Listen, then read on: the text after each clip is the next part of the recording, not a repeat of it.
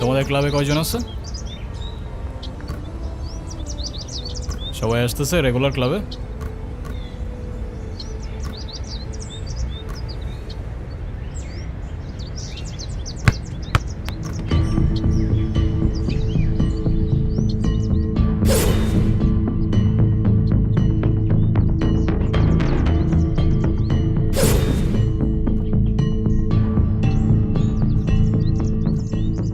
বলটা দে। আমার পোলাপানে গায়ে হাত দিছস কেন? কি করবো বল, তোর ছেলেরা বাপের কথা শোনে না, বেয়াদব হয়ে গেছে। ঈশান, তুই জানোস তো আমার বাপকে?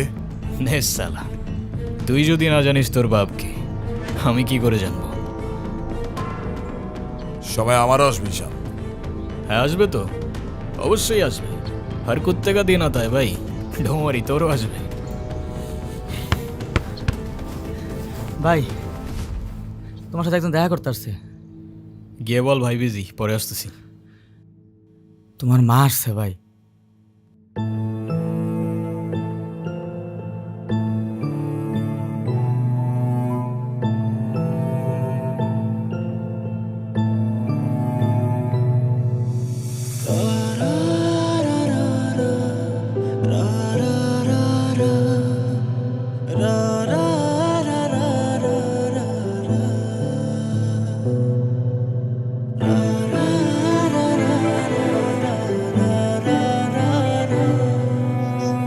ঈশান,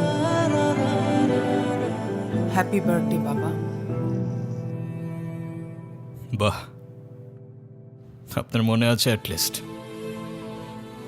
এই দিনটা আমি কি করে ভুলতে পারি বলো? আপনি সবই পারেন। Still thanks for the flower, but I don't think আপনার আমার সাথে দেখা করতে আসার তেমন কোনো প্রয়োজন ছিল। আমি তোমার মা ঈশান, মায়ের সাথে কেউ এভাবে কথা বলে?